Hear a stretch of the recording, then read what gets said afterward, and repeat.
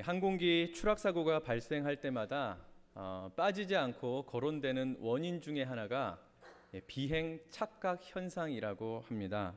조종사들이 앞이 보이지 않는 그런 기상과 구름 사이로 운행할 때 종종 비행 착각을 경험한다고 그래요. 그래서 지금 내가 똑바로 가고 있는지 아니면 지금 하강하고 있는지 상승하고 있는지 이거를 구분을 잘 하지 못할 때가 있다고 합니다. 근데 그때 만약 조종사가 계기판을 보지 않고 자기가 느낀 그대로 이렇게 조종을 하게 되면 비행기가 추락할 확률이 아주 크다는 것입니다.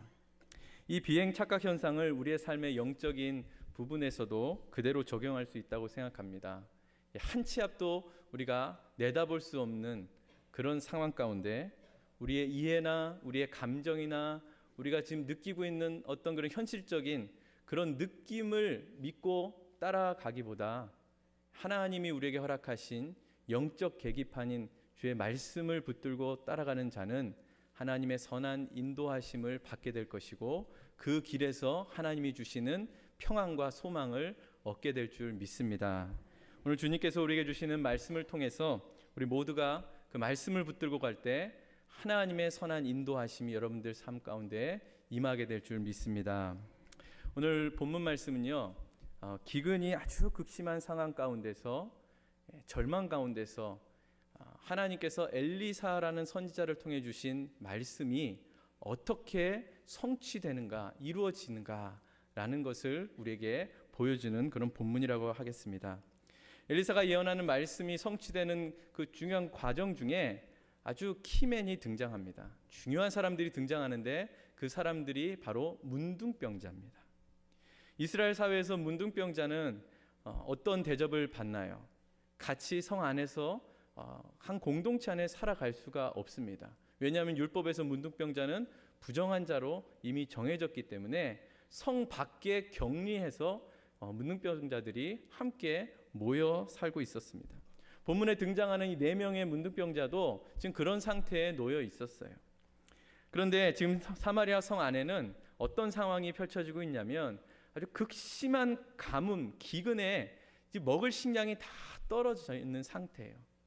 또한 그것도 힘든데 지금 이 사마리아 성을 주위에 아람 나라라는 이방 민족이 지금 이스라엘을 공격하기 위해서 포위하고 있어요. 그러니까 식량줄이 다 끊어진 그런 상태입니다. 근데 성 안에 사는 백성들도 지금 이렇게 이 식량 때문에 어려운 상황을 겪고 있다면 이미 그 전에 성 밖에 내몰린 이 문둥병자들은 그 전부터 아주 극심한 이 기근과 또한 가뭄 때문에 제대로 먹을 것을 먹지 못하는 그런 상황이었습니다. 그래서 이 4명의 문둥병자들이 이런 생각을 하게 된 거예요. 얼마 있다가 우리 모두 다 굶어 죽을 게 뻔한데 여기서 굶어 죽으나 지금 우리나라를 포위하고 있는 이 아람 진영에 가서 우리가 투항하고 항복해서 거기서 죽으나 뭐 죽는 거 다 똑같지 않냐. 그냥 차라리 여기서 벗어나 항복하자. 그 4사람이 이렇게 결심을 하고 아람 진영으로 갔습니다. 근데 아람 진영에 도착해서 이 사람들이 놀라운 광경을 보게 돼요. 어떤 광경을 봤느냐? 아람 진영에 한 사람도 남아있지가 않은 겁니다. 어떻게 된 일일까요? 그 이유가 오늘 읽은 본문 말씀 7장 6절 7절 말씀에 나옵니다. 6절 7절 말씀을 한번 보시면 이는 주께서 아람 군대로 병거 소리와 말소리와 큰 군대 소리를 듣게 하셨으므로 아람 사람이 서로 말하기를 이스라엘 왕이 우리를 치려하여 햇사람의 왕들과 애국 왕들에게 값을 주고 저희로 우리에게 오게 하였다 하고 황혼에 일어나서 도망하되 그 장막과 말과 나귀를 버리고 진을 그대로 두고 목숨을 위하여 도망하였다. 이게 무슨 말이죠? 지금 이스라엘 왕이 연합군을 데리고 자신들을 치러 오는 줄 알고 와 이랬다간 우린 다 죽게 생겼다 해서 진영의 모든 것을 다 놔두고 도망가 버린 거예요.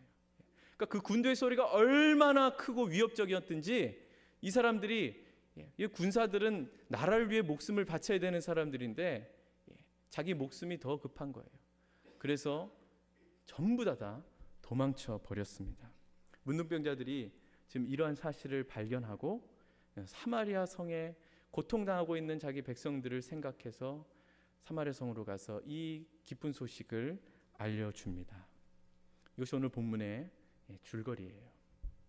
사실 이 사건은 7장 1절 2절 말씀에 엘리사와 이스라엘의 한 장관의 이 대화가 나오는데 이 두 사람의 말 중에 누구의 말이 진짜 맞는 말이냐, 그 결과를 3절부터 10절까지 내용으로 우리에게 알려주고 있습니다. 엘리사가 이런 예언을 했어요. 1절에 여호와께서 가라사대 내일 이맘때에 사마리아 성문에서 고운 가루 한 스아에 한 세겔하고 보리 두 수아에 한 세겔을 하리라. 하나님이 엘리사를 통해서 말씀하셨어요. 근데 이 예언을 들은 장관이 엘리사의 예언이 너무나 터무니없는 거예요. 기가 막힌 거예요. 왜냐하면 지금 사마리아 성은 어떤 상태라고요? 지금 기근이 극심해요. 그러니까 먹을 것이 없어요. 그러니까 식량 가격이 어떻게 했어요? 엄청 오르겠죠. 평소에 우유를 2불 3불 사던 게 지금은 어때요? 300불 400불 그렇게 된 거예요. 그러니까 근데 엘리사가 뭐라 그랬냐? 내일 이맘때 24시간 이내에 사마리아 성의 식량이 풍부해져서 그 식량 가격이 내려갈 거다. 지금 이렇게 예언을 한 거예요. 언제요? 내일 이맘때. 그러니까 이스라엘의 이 장관이 그 이야기를 듣고 믿을 수가 없는 거지요. 믿지 못할 정도가 아니라 정신 나간 소리를 지금 하고 있다고 얘기하는 거예요. 그러면서 뭐라 그런지 아세요? 2절에 여호와께서 하늘에 창을 내신들 어찌 이런 일이 있으리요? 지금 이 두 사람이 겪고 있는 이 외부적인 환경은 지금 같아요. 아람 군대에 의해서 포위를 당해서 지금 나라의 존망이 위태롭습니다. 또 엎친 데 덮친 격으로 지금 하늘에 비가 내리질 않아요. 그러니까 땅이 바짝바짝 말라가서 지금 기근으로 인해서 먹을 것이 계속 줄어들고 있어요. 극심한 굶주림에 이 사마리아 성 사람들은 자신들이 언제 죽을지 모르는 그런 불안과 공포에 지금 빠져 있습니다. 그런데다가 지금 엘리사 선지자는 개인적으로 상황이 더 안 좋아요. 왜냐하면 이 사마리아 성의 이 고통, 이 위기, 이 절망의 원인을 이스라엘 왕이 엘리사라고 지목을 했거든요. 저 사람 때문에 우리가 지금 이 고통을 당하는 거다. 그래서 지금 이스라엘의 장관이 엘리사를 좀 죽이러 온 거예요. 이런 고통과 절망적인 상황 속에서 하나님께서는 우리에게 알려주고 싶은 영적인 교훈이 있으십니다. 절망 중에 나와 하나님. 어려움과 절망 가운데 우리가 가져야 될 태도입니다. 여러분, 보통 우리가 원하지 않는 일을 겪었을 때 왜 이런 일이 벌어졌을까? 이런 원인을 찾는 것이 자연스럽죠. 왜 이런 일이 생겼을까? 그 원인을 찾아서 때로는 그 책임을 물기도 합니다. 또한 그 일이 다시 발생하지 않도록 여러 가지 대책을 강구하죠. 당연히 이런 일은 해야 됩니다. 그런데 이 과정 가운데 발생하는 좀 아주 중요한 문제 중에 하나가 뭐냐면 왜 이런 일이 벌어지게 됐는지 한 근본적인 부분을 생각하기보다 찾기보다 책임을 물게 하고 정죄하는데 더 많은 시간을 보낼 때가 많이 있다는 것입니다. 아담과 하와가 하나님 앞에 불순종했잖아요. 그래서 하나님과의 그 교제가 깨졌어요. 그래서 이제 하나님을 보기 싫었어요. 그래서 하나님을 낯을 피해서 숨었습니다. 근데 하나님이 아담에게 물어보셨어요. 아담아, 너 왜 선악과 따먹었니? 그러면 아담이 어떻게 해야 될까요? 자기가 왜 이 선악과를 따먹게 돼서, 왜 하나님 앞에 내가 왜 불순종하게 됐는지, 왜 내가 하나님 앞에 온전히 나아가지 못하게 됐는지 자신의 영적 상태를 점검해 봐야 되는데 어떻게 하죠? 자신의 허물을 남에게 넘겨버립니다. 왜 너 선악과 먹었니? 그랬더니 아담이 하나님께 이렇게 얘기하죠. 하나님이 나에게 주신 저 여자 때문이에요. 이건 무슨 얘기냐면 내가 하나님이 그렇게 싫어하는 그 불순종을 하게 된 그 결정적인 근본적인 원인이 하나님 때문이라고요. 하나님을 정죄를 합니다. 지금 이스라엘이 이방 나라에게 이렇게 공격을 당하고 왜 이렇게 극심한 그런 어려운 가운데 처하게 됐느냐? 그 근본적인 이유는 하나님 말씀에 순종하지 못하고 하나님 아닌 다른 우상을 섬긴 결과로 지금 나타나는 거예요. 말씀을 따라가지 않고요, 세상을 따라가고요, 말씀을 붙들지 않고요, 자기 소견에 옳은 대로 행한 결과가 지금 나타나는 거라고요. 그러니까 영적 계기판인 말씀을 보면서 자신의 현재 상태를 진단하고 판단을 해야 되는데, 현실에서 지금 당하는 내 느낌만을 가지고 있는 거예요. 솔로몬 왕이요, 언약궤를 성전에 옮긴 뒤에 하나님 앞에 이런 간구의 기도를 드려요. 열왕기상 8장 35절 36절 말씀인데 우리 같이 한번 읽어볼까요? 스크린에 있습니다. 시작. 만일 저희가 주께 범죄함을 인하여 하늘이 닫히고 비가 없어서 주의 벌을 받을 때에 이곳을 향하여 빌며 주의 이름을 인정하고 그 죄에서 떠나거든 주는 하늘에서 들으사 주의 종들과 주의 백성 이스라엘의 죄를 사하시고 그 마땅히 행할 선한 길을 가르쳐 주옵시며 주의 백성에게 기업으로 주신 주의 땅에 비를 내리시옵소서. 아멘. 이스라엘을 향한 솔로몬의 간절한 기도입니다. 이스라엘은 지금 아람 나라의 포위를 당하고 있다 그랬죠. 또한 설상가상으로 지금 극심한 가뭄으로 인해서 식량에 아주 어려움이 있습니다. 이 백성들의 신음소리가 하늘을 찌릿해요. 그러니까 살 소망까지 이들이 지금 다 끊어졌어요. 근데 이 절체절명의 위기 가운데 그들이 더 비참하게 된 것은 뭐냐? 하나님을 찾지 않았다는 거예요. 하나님을 찾지 않았다는 것은 그들의 삶 중심이 말씀에 대한 기근이라는 거예요. 하나님 말씀을 버린 결과 그들의 삶이 얼마나 피폐해지고 참혹해졌는지 아세요? 말씀이 없으니까요, 자신들의 그 극심한 고통을 벗어나기 위해서 이 사람으로서는 할 수 없는, 부모로서는 할 수 없는 그런 짓을 해요. 열왕기하 6장 28절 29절에 보시면 자기 배고픔을 면하고자 자기가 난 자식을 삶아 먹습니다. 지금 그런 상황이에요. 지금까지 자신들이 하나님 앞에 어떠한 선한 그런 은혜를 받았는지, 그 하나님의 사랑 가운데 자신들이 하나님 앞에 어떠한 반응을 보이며 살았는지에 대한 그런 자신들의 상태, 깨달음도 없고 생각도 없습니다. 깨닫고 하나님 앞에 돌아와야 되는데 돌아올 수가 없어요. 왜 못 돌아올까요? 말씀의 기근 때문에 그래요. 말씀이 없기 때문에 그래요. 오로지 그들은 자신들의 고통의 원인을 다른 외부적인 환경으로만 돌리는 거예요. 엘리사 선지자, 하나님의 말씀을 준 그 선지자, 우리에게 위로를 주고 평안을 주고 기쁨을 줘야 되는데 우리의 죄를 회개하라고 우리의 마음을 아프게 하는 그 선지자를 고통의 원인으로 생각하고 그 선지자에게만 적대감을 갖고 있는 이 사마리아 성 사람들의 모습을 한번 보세요. 우리가 혹 하나님 앞에 죄를 범하고 곁길로 간다 할지라도요, 하나님께 나와 간절히 부르짖는 자는 하나님이 인도해 주십니다. 하나님의 말씀을 찾는 자와 말씀을 찾지 않는 자의 결과는 여러분 엄청난 차이가 납니다. 아까 읽은 솔로몬의 기도처럼 주의 전에 나아가서 하나님의 말씀을 지금까지 준행하지 못한 모든 죄를 다 아뢰고 통회하고 자복하는 심정으로 두 손을 들어서 주여 우리에게 은혜를 베풀어 주옵소서, 긍휼을 내려 주시옵소서. 주님 앞에 마음을 찢고 회개하며 엎드린다면 말씀에도 약속하셨잖아요. 주님께서 하늘문을 여셔서 은혜를 부어 주신다고. 하나님은 그 상황 속에서 주님 앞에 나온 자들에게 하나님의 백성들을 주께서 어떻게 회복시키시는지, 어떻게 구원시키시는지 여러분 오늘 말씀을 통해서 우리에게 알려주십니다. 그래서 오늘 말씀은 하나님의 말씀을 믿고 의지하는 자에게 어떤 일을 행하시는지를 보여주심으로 하나님만이 참된 소망이라는 사실을 우리에게 다시 한번 깨닫게 해주십니다. 특히 오늘 나오는 이 문둥병자를 통해서 하나님 우리에게 말씀해 주세요.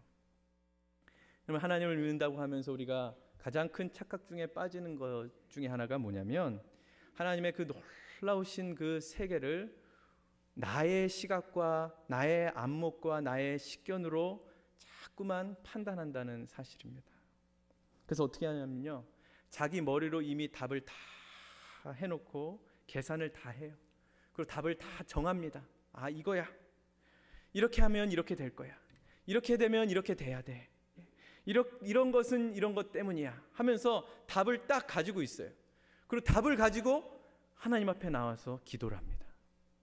답을 가지고 말씀을 읽습니다. 내 답을 가지고 주님 앞에 나와 지금 예배합니다. 여러분, 혹시 지금 답 가지고 나오신 분들 계시나요? 우리가 그럴 때가 많이 있다는 겁니다. 형식적으로는요, 하나님의 도움을, 그 하나님의 인도하심을 구하는 그런 모습이 될지 몰라도 그 마음의 그 중심에는 하나님의 선한 인도하심을 원하지 않아요. 왜 그러죠? 내 답이 있으니까. 내 머리와 내 마음에는 내가 내린 답으로 가득 차 있거든요. 그러니까 그 답을 버리지 못해요.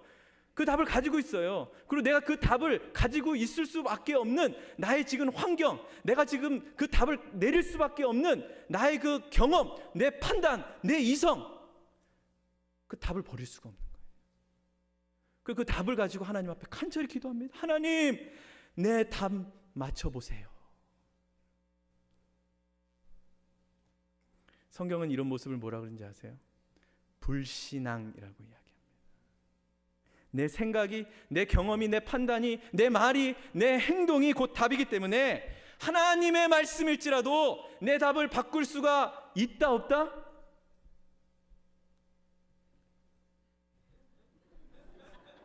소리 없는 아우성이군요. 없다. 아멘입니까? 하나님일지라도 내 답을 못 바꿔요. 못 바꿔. 오늘 본문에 이스라엘 군대 장관이 지금 뭐라 그랬죠?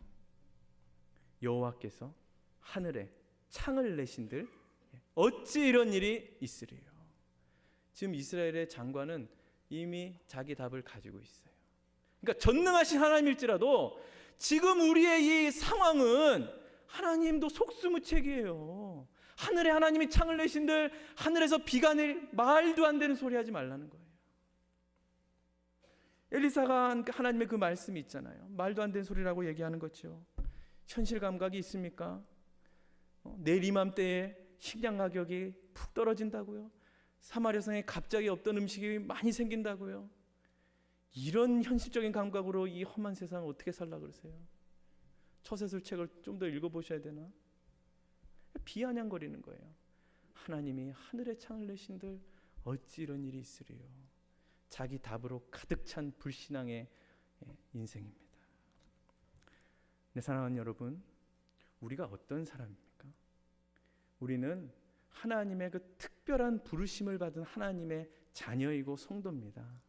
그렇기 때문에 이런 자녀, 이러한 성도들은 자기가 내린 답을 가지고 사는 인생이 아니에요. 또한 세상이 주는 답을 따라 사는 인생도 아닙니다.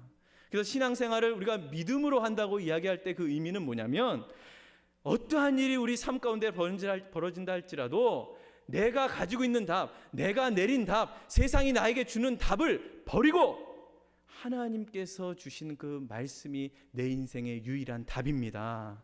주의 말씀이 내 인생의 결론입니다.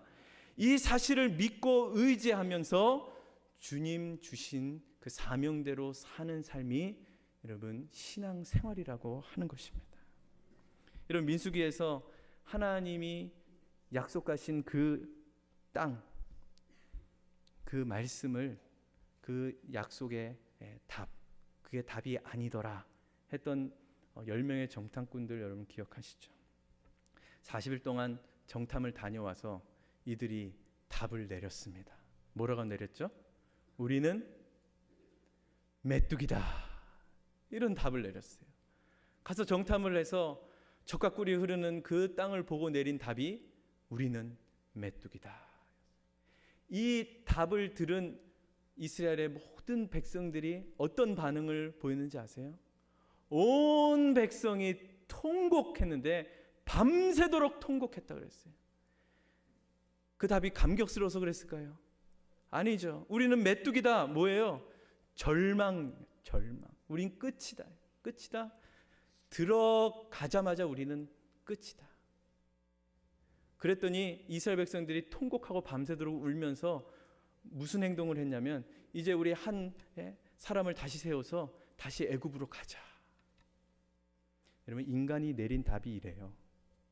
인간이 내린 답은 우리에게 밤새도록 통곡을 하게 만들어요. 인간이 내린 답은 어떠냐면요, 우리를 다시 죄악 가운데 빠뜨리게 만들어요. 그게 바로 인생이 내린 답의 결론입니다. 여러분, 하나님이 하시는 일을 우리가 감히 측량할 수 있을까요? 하나님이 하시는 그 무한하신 능력을 우리가 감히 상상을 할 수가 없습니다. 우리가 이 사실을 고백하고 인정하고 믿는다면은, 특별히 우리 삶 가운데 우겨쌈을 당하고 답답한 가운데서도 우리를 부르신 그 하나님, 나를 위하시는 하나님께서 이 세상 모든 어려움 가운데서도 나를 지키시고 인도하시고, 또한 앞서 행하신 그 하나님께서 여호와 이레 내 길을 인도해 주실 것이다. 우리는 이 주님을 믿고 기다려야 됩니다. 우리가 답 내려서 안 돼요. 모든 정황을 다 따져봐도 이건 완전히 끝이야. 안 돼! 회생 불가야. 우리가 이렇게 마침표를 스스로 찍어서는 안 됩니다. 맞아요, 여러분. 지금 사마리아 성 다 끝났어요. 어디를 봐도 살아날 구멍이 없잖아요. 절망 중에 절망이에요. 여러분, 자기가 배고프다고 자기가 난 자식을 잡아먹는데요. 여러분, 국가가 다 끝이에요. 사회가 끝났어요. 가정도 끝났고 개인도 다 끝났어요. 지금 다 끝났어요. 우리의 상황은 그래요. 그런데 끝이 아니라고요. 하나님께서는 지금 누구를 사용하시는지 한번 보세요. 누구를 사용해서 지금 회복시키시는지 보세요. 바로 문둥병자예요.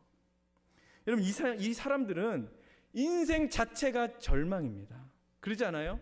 여러분, 만약에 사마리아 성이 막 흥왕을 했어요. 경제가 막 살아나요. 사람들이 이 살기 너무 좋은 세상이 됐어요. 전쟁이 그치고 평화가 지금 사마리아 성에 임했습니다. 그럼에도 불구하고 문둥병자들은 여전히 절망 가운데 빠져 있는 사람들이라고요. 환경하고 상관이 없어요. 인간 대접을 받을 수 있긴 해요. 멸시천대 받죠. 그리고 사회에 불필요한 암적인 존재라고 낙인 찍힌 자들이 문둥병자들이에요. 그러니까 절망과 절망의 끝이 누구예요? 문둥병자들이에요. 그런데 하나님은 이 사람들을 사용하십니다. 그리고 이 사람들을 사용하셔서 지금 굶주림에 빠져 있는 사마리아 성을 회복시키십니다. 어떻게 사용하시죠? 하나님께서는 이 약한 문둥병자들의 이 발걸음을 뭘로 바꾸셨죠? 햇사람과 애굽 사람들, 이 군대의 병거 소리와 말소리와 이 군대의 발자국 소리로 바꾸셨습니다. 여러분, 이게 엄청나게 놀라야 되는 사건이에요. 지금 이 사람들을 사용하셔서 이 아람 나라의 군대들 전부 다 도망가게 하셨습니다. 여러분, 누가 이런 일을 상상조차 할 수 있겠습니까? 누가 이런 답을 낼 수 있습니까? 여러분, 하나님밖에 없습니다. 하나님께서 우리에게 이런 놀라운 말씀을 허락해 주셨어요. 고린도전서 1장 27절 말씀입니다. 우리 함께 고린도전서 1장 27절 말씀을 읽어보도록 하겠습니다. 스크린에 있습니다. 시작. 그러나 하나님께서 세상에 미련한 것들을 택하사 지혜 있는 자들을 부끄럽게 하려 하시고 세상에 택하사 강한 것들을 부끄럽게 하려 하시며. 여러분, 이것이 바로 이 세상을 통치하시는 하나님의 방법입니다. 여러분, 믿으십니까? 여러분, 이 하나님의 방법 여러분 마음에 드세요? 약한 자를 택하시고 미련한 자를 택하시는데 여러분 마음에 드세요? 우리가 스스로 답을 내려서는 안 되는 그 근거의 말씀이 바로 이 말씀이에요. 이 말씀이 가장 잘 드러난 사건이 무슨 사건인지 아세요? 바로 예수님의 십자가 사건입니다. 성경은 예수님을 어떻게 구약 시대에 예언을 했냐면 절망의 끝인 문둥병자처럼 예수님을 그렇게 소개를 해요. 이사야 선지자가 그렇게 소개했거든요. 이사야 53장 2절 3절 말씀 한번 같이 보도록 하겠습니다. 고운 모양도 없고 풍채도 없고 우리의 보기에 흠모할 만한 아름다운 것이었고 그는 멸시를 받아서 사람에게 실어 버린 바 되었고 간고를 많이 겪었으며 질고를 아는 자라 마치 사람들에게 얼굴을 가리우고 보지 않음을 받은 자 같아서 멸시를 당하였고 우리도 그를 귀히 여기지 아니하였도다. 이렇게 볼품이 없대요. 예수님이 또 뭐라고 돼 있죠? 풍채도 없대요. 우리 보기에 흠모할 만한 것이 하나도 없어요. 그러니까 어떤 표현이에요? 비리비리한 거예요. 꾀죄죄한 거예요. 그 사람 딱 보면은 뭔가 우리를 인도해낼 지도자 같다. 그게 아니에요. 예수님이 지금 그런 모습이래요. 근데 거기다 또 멸시를 받아요. 사람들이 다 싫어해요. 얼굴을 가리울 정도로 이 세상에선 창피해요. 여러분 이렇게 볼품없고 사람들에게 멸시천대 받으시다가 예수님께서 결국 사람들이 저주스럽게 여기는 십자가에 못 박혀 돌아가셨습니다. 그런데 여러분 이렇게 문둥병자 취급받았던 예수님께서 모든 인류를 구원하시는 하나님의 능력이 된 줄 믿으시기 바랍니다. 이것이 바로 하나님이 하시는 회복과 구원의 방법입니다. 여러분 이 세상이 여러분들에게 주는 것이 무엇이 있나요? 이 세상은요 항상 혼란스럽잖아요. 어지럽잖아요. 우리에게 소망을 주나요? 우리에게 근심만 줍니다. 우리에게 아픔만 줘요. 항상 그래요. 사회에서 벌어지는 일들을 한번 보세요. 날이 가면 갈수록 우리가 상상하지도 못한 일들이 얼마나 많이 일어납니까? 무엇보다도 예수를 믿는 우리가 이 세상을 살아갈 때 믿음으로 살아가기가 얼마나 힘든지 몰라요. 수많은 갈등을 일으키는 일들이 있습니다. 우리 내면의 영적인 그런 싸움을 일으켜서 갈등이 끊임없어요. 그래서 때로는 시편 40편 7절 말씀처럼 모든 파도와 물결이 나를 휩쓰는 것 같이 내가 막 수장되어 있는 것 같고 익사해서 내가 곧 죽을 것 같은 그런 상황들도 벌어질 때가 많이 있어요. 이건 아닌데 하면서 세상과 타협해서 하나님과 이 세상을 동시에 섬길 때도 우리가 얼마나 많이 있습니까? 근데 여러분 우리에게 주어진 이 모든 것들은 하나님께만 소망을 두라는 영적인 싸움입니다. 이런 위태로운 상황일 때 여러분들의 마음이 어디를 향하고 있는지 한번 살펴보세요. 위기와 절망 가운데 지금 내 마음이 무엇의 지배를 받고 있는지 여러분 한번 생각해 보시기 바랍니다. 진심으로 내가 십자가를 붙들고 하나님께 소망을 두는 것이 내 인생의 답이다 하면서 사는 것인지, 아니야 내가 겉으로는 그렇게 얘기하지만 실제로는 하나님도 속수무책이야. 아무리 해도 나도 안 돼. 지금까지 하나님 기다려봤는데 하나님 나에게 뾰족한 방법을 나에게 주시지도 않았어. 하나님이 현실적인 답이 될 수가 없어. 그런 마음으로 여러분 살고 계시는 않습니까? 그래서 답을 찾아서 아직까지 여러분 방황하고 계시지 않으세요? 시편 42편의 기자가 자신의 그런 마음, 그런 영혼, 그런 자아를 향해 자기 자아에게 이런 선포를 합니다. 내 영혼아, 내 영혼아, 어찌하여 낭망하여, 어찌하여 내 속에서 불안해하는고? 너는 하나님을 바라라. 나는 내 얼굴을 도우시는 하나님을 오히려 찬송하리로다.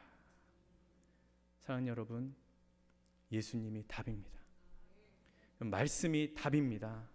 하나님을 바라보는 것이 우리 인생의 유일한 답입니다. 여기 계신 분들 중에 혹시 사마리아 성 사람들처럼 내가 지금 극심한 고통 가운데 헤어나지 못한, 아무 소망을 찾지 못하고 계신 분들 있나요? 여러분 맞습니다. 여러분 그 성에는 소망이 없어요. 그 안에서는 여러분 살 희망을 찾을 수가 없어요. 여러분 소망은 오직 하나님께만 있습니다. 소망은 오직 말씀에서만 나옵니다. 여러분들이 느끼는 그 느낌을 현실이라고 착각하지 마세요. 우리는 이 현실을 무시하면서 사는 사람들이 아니에요. 내가 받는 느낌 무시하라는 말이 아니에요. 단지 그 느낌이 현실이 아니라는 거예요. 하나님의 자녀는 말씀이 곧 현실입니다. 느낌이 현실이 아니에요. 하나님 말씀이 곧 나의 현실임을 여러분 깨달으시기를 바랍니다. 여러분, 내가 답을 내면 어떻게 될까요? 내가 답을 내면 내 수준대로 살 수밖에 없어요. 그러나 하나님이 답이다, 말씀이 답이다, 이 답을 믿고 사는 자들은 하나님께서 예수 그리스도를 통하여 우리의 모든 인류를 구원하여 하나님의 능력을 보여주셨듯이 주님께서 여러분들의 인생을 구원시켜 주시고 인도하시고 해결해 주실 줄 믿습니다. 이런 기가 막힐 웅덩이와 수렁에서도 우리의 발을 견고하게 하소서. 이 반석 위에 두실 분은 하나님 한 분밖에 없습니다. 우리가 그 주님을 온전히 신뢰해야 됩니다. 그 주님을 우리의 삶 속에서 믿고 따라가야 됩니다. 우리가 듣는 것, 우리가 보는 것, 우리가 말하는 것, 우리가 행하는 모든 것들, 우리 삶 전체를 오직 하나님께만 소망을 두고, 비록 모든 상황이 절망 가운데 빠진다 할지라도 여러분, 주님이 일하고 계십니다. 여러분, 주님이 일하시고 주님이 행하시고 주님이 성취하실 그때까지 이런 말씀과 기도로 여러분 인내하시고 주님의 그 선하신 그 길 가운데 여러분 벗어나지 말고 오직 주님만 믿고 의지하는 거룩한 주의 성도 되기를 주님의 이름으로 축원합니다.